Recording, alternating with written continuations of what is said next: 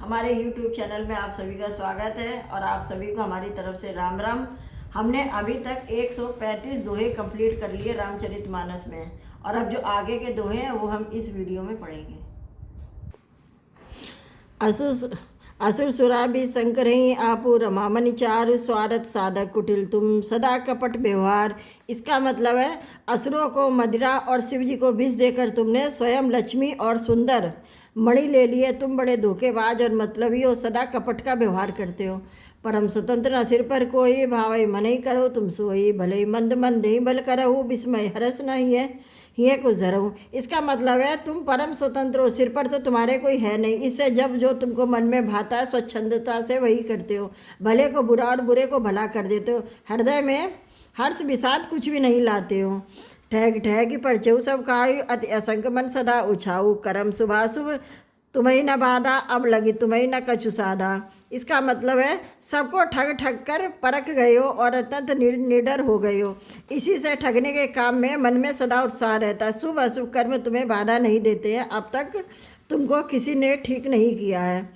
भले भवन अवायन दीना पाव हुगे फल आपन दीना बंच मोहि जवनि धरि देहा सोई तनु धरऊँ श्राप ममेहा। अर्थात अब कि तुमने अच्छे घर बना दिए हैं, मेरे जैसे ज़बरदस्त आदमी से छेड़खानी की है, अतः अपने किए का फल अवश्य पाओगे। जिस शरीर को धारण करके तुमने मुझे ठगा है, तुम वही शरीर धारण करो, यह मेरा श्राप है। कभी आकृति तुम कीन हमारी करें किस सहाय तुम्हारी मम अपकार कीन तुम भारी नारी विरह तुम होब दुखारी। अर्थात तुमने हमारा रूप बंदर का सा बना दिया, इससे बंदर ही तुम्हारी सहायता करेंगे। जिस स्त्री को मैं चाहता था उससे मेरा वियोग कराकर तुमने बड़ा अहित किया है, इससे तुम भी के स्त्री के वियोग में दुखी होगे। श्राप शीस धर ही हरस ही है प्रभु बहु बिनती कीन निज माया के प्रबलता करस कृपा निधि लीन। मतलब सांप को सिर पर चढ़ाकर हृदय में हर्षित होते हुए प्रभु जी ने नारद जी से बहुत विनती की और कृपा निदान भगवान ने अपनी माया को प्रबलता खींच ली। जवरी माया दूरी निवारी नहीं ते रमा न राजकुमारी तब मुनि अति सफीत हरि चलना गए पाही प्रंतारित हरना। अर्थात जब भगवान जी ने अपनी माया को हटा लिया तब वहाँ न लक्ष्मी जी ही रह गई, न ही राजकुमारी। तब मुनि ने अत्यंत भयभीत होकर श्री हरि के चरण पकड़ लिए और कहा, हे शरणागत दुखों के हरने वाले मेरी रक्षा कीजिए। मृषा हो मम श्राप कृपाला मम इच्छा कह दीन दयाला मैं दुर्वचन कहे बहु तेरे कह मुन पाप मिटई किम मेरे। मतलब कि हे कृपालु मेरा श्राप मिथ्या हो जाए। तब दीनों पर दया करने वाले भगवान ने कहा, यह सब मेरी ही इच्छा से हुआ है। मुनि ने कहा, मैंने आपको अनेक खोटे वचन कहे, मेरे पाप अब कैसे मिटेंगे। जपो जाई शंकर सतनामा हो हृदय तुरंत विश्रामा कोई नहीं शिव समान प्रिय मोरे अस्पर्तीत तजऊ जनि भोरे।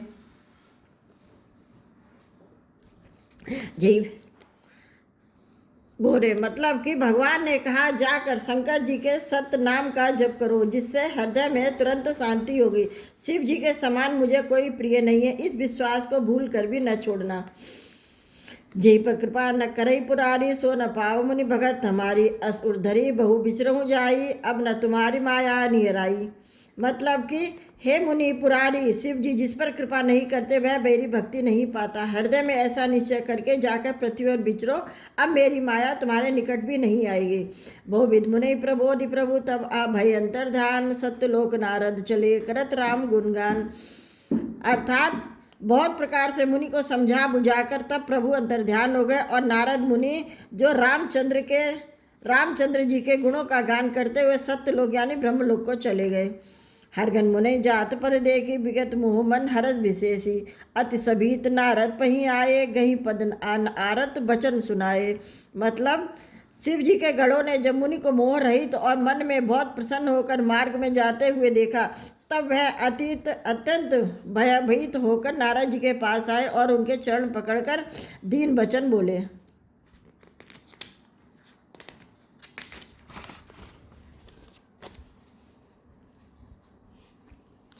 हरगन हमला विप्र मुनि राया बड़ अपराध कीन फल पाया श्राप अनुग्रह करूं कृपाला बोरे नारद दीन दयाला। मतलब कि हे मुनिराज, हम ब्राह्मण नहीं है, शिव जी के गण हैं। हमने बड़ा अपराध किया है जिसका फल हमने पा लिया है। हे कृपालु, अब श्राप दूर करने की कृपा कीजिए। दीनों पर दया रखने वाले नारद जी ने कहा, निश्चर जाय हो तुम दो, वैभव विपुल तेज बल हो, भुजबल विश्व जिदब तुम जहिया, दरही विष्णु मनुज तऊ हैया। मतलब कि तुम दोनों जाकर राक्षस हो, तुम्हें महान ऐश्वर्य, तेज और बल की प्राप्ति हो। तुम अपनी भुजाओं के बल से जब सारे विश्व को जीत लोगे, तब से भगवान विष्णु मनुष्य का शरीर धारण करेंगे। समर मरण हरि हाथ तुम्हारा, हो ये मुकुट नपुनी संसारा, चले जुगल पुरी मुनि पद सिर नाई, भय निशाचर काल ही पाई। इसका मतलब है युद्ध में श्री हरि के हाथ से तुम्हारी मृत्यु होगी, जिससे तुम मुक्त हो जाओगे, फिर संसार में जन्म नहीं लोगे। वो दोनों मुनि के चरणों में सिर नवाकर चले और समय पाकर राक्षस हुए। एक कल्प हेतु प्रभु लीन मनुज अवतार, सुर रंजन सज्जन सुखद हरिभंजन भूभार। मतलब कि देवताओं को प्रसन्न करने वाले, सज्जनों को सुख देने वाले, पृथ्वी का भार हरने वाले भगवान ने एक कल्प में इसी कारण मनुष्य का अवतार लिया था। ऐ भी जन्म करम हरि केरे, सुंदर सुखद बिचन विचित्र घनेरे, कलप कलप प्रभु अवतरही, चारु चरित नाना विधि करही। मतलब इस प्रकार भगवान के अनेकों सुंदर, सुखदायक और अलौकिक कर्म है। प्रत्येक कल्प में जब जब भगवान अवतार लेते हैं, तब तब नाना प्रकार की सुंदर लीलाएं करते हैं। तब तब कथा मुनीसन गाई, परम पुनीत प्रबंध बनाई, विविध प्रसंग अनूप बखाने, करई न सुनि आचरजु सयाने।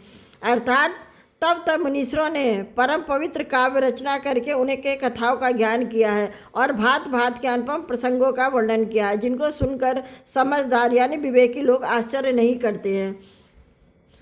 हरि अनंत हरि कथा अनंता, कहे सुनई बहुबुद्धि सब संता, रामचंद्र के शरीर सुहाए, कलब कोटि लगी जही नहीं गाए। इसका मतलब है श्री हरि अनंत है, उनका कोई पार नहीं पा सकता है और उनकी कथा भी अनंत है। तब संत लोग उसे बहुत प्रकार से कहते और सुनते हैं। श्री रामचंद्र जी के सुंदर चरित्र करोड़ कल्पों में भी गाए नहीं जा सकते।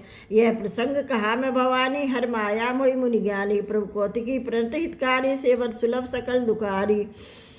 अर्थात शिव जी कहते हैं कि हे पार्वती, मैंने यह बतलाने के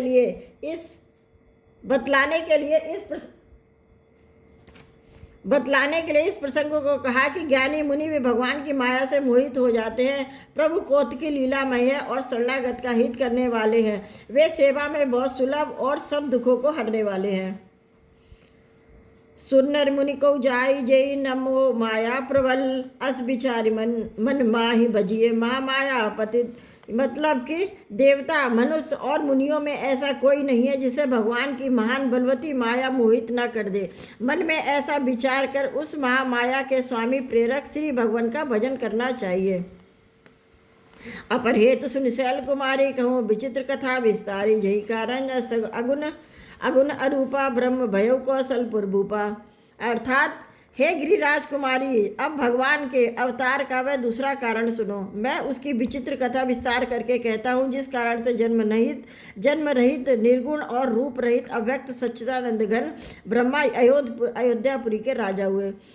जो प्रभु विपिन फिरत तुम देखा, बंधु समेत धरे मुनि वेशा, जासु चरित अब लोकी भवानी, सती शरीर रहूं बोरानी। मतलब जिन प्रभु श्री रामचंद्र जी को तुमने भाई लक्ष्मण जी के साथ मुनियों का वेश धारण किए हुए वन में फिरते देखा, हे भवानी, जिनके चरित्र देखकर सती के शरीर में तुम ऐसी बाबली हो गई थी। अजब न छाया मिटत तुम्हारी, तासु चरे सुन भ्रम रुझहारी, लीला कीन सो जे तेहि अवतारा, सो सब कहूँ मति अनुसारा। इसका मतलब है अब भी तुम्हारे उस बावलेपन की छाया नहीं मिटती है। उन्हीं के भ्रम रूपी रोग को हरण करने वाले चरित्र सुनो। उस अवतार में मनुष्य ने जो लीला की है वह सब मैं अपनी बुद्धि के अनुसार तुमसे कहूँगा। भरद्वाज सुनि शंकर वाणी, सकुच सप्रेम उमा मुस्कानी, लगे बहुर बर ने ब्रस केतु, सो अवतार भय जय हेतु। मतलब कि याकलव्य जी ने कहा, हे भारद्वाज, शंकर जी के वचन सुनकर पार्वती जी सकुचा कर प्रेम सहित मुस्काई। फिर बृहस्पति शिव जी जिस कारण से भगवान का वह अवतार हुआ उसका वर्णन करने लगे।